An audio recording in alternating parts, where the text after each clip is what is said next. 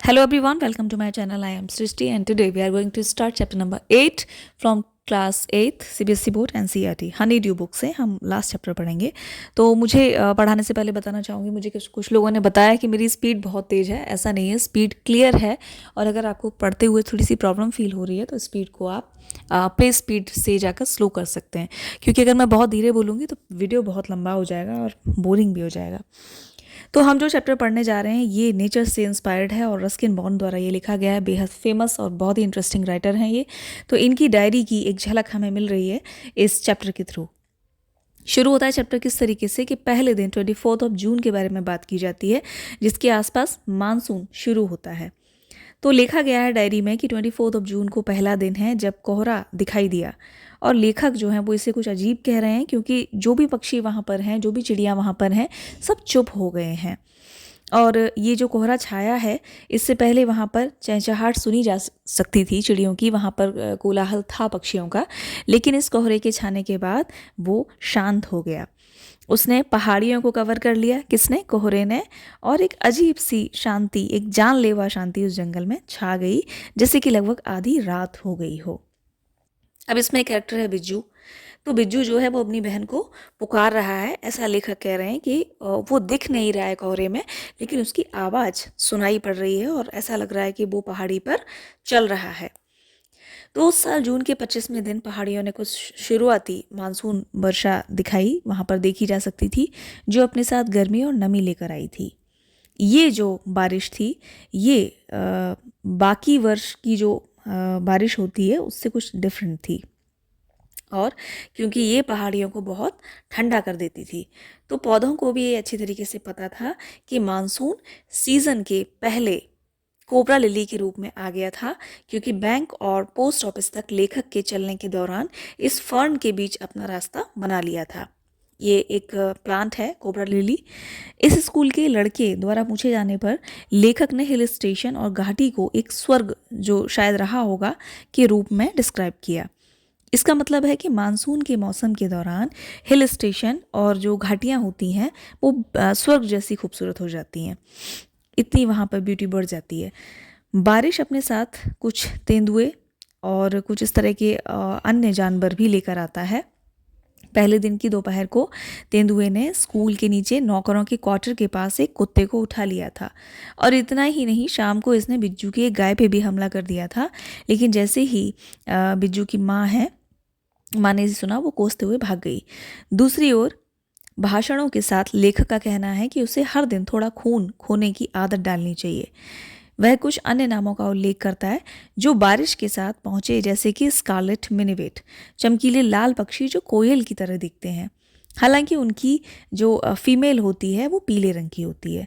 वो पत्तियों के बीच में तेजी से ढक जाते हैं, आगे बढ़ जाते हैं और कुछ डिफरेंट होते हैं। ये पक्षी अपने रंग में इतने चमकीले होते हैं कि पेड़ कितना भी पत्थरधार क्यों ना हो, कितने भी मतलब उस पर कितने भी चकत्ते से क्यों ना हो, उनके लिए खुद को छिपाना मुश्किल होता है। हालांकि कभी कभी वे चुप रहकर किसी पर ध्यान नहीं मतलब किसी का ध्यान नहीं खींच पाते।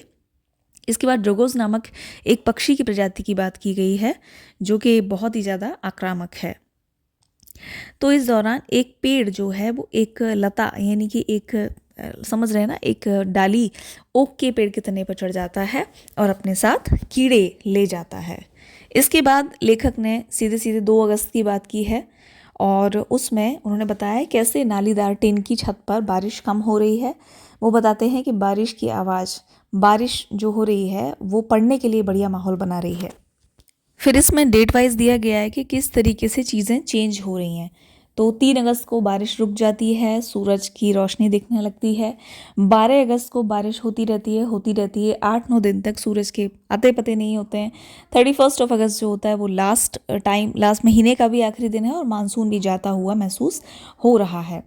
अब जो स्थिति है इसके बाद की वो ये है कि सांप और ये जो इस तरीके के कीड़े होते हैं वो अपने छेदों से बाहर आने लगे हैं, और इसके साथ ही बच्चे जो हैं वो मनोरंजन करने लगे हैं, और वहाँ पर और भी बहुत सारी चीज़ें हो रही हैं। अगर हम इसे बहुत ज़्यादा विस्तार से पढ़ेंगे तो हम बुक से पढ़ने में बहुत मज़ा आएगा इसको, लाइन बाय लाइन।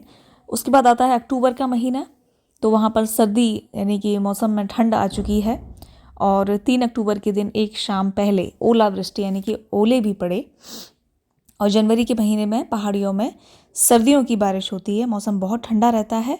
और लेखक जो है वो जनवरी के 26वें दिन के बारे में बात करते हैं जब वह शांत और अभी भी घर में अकेले थे।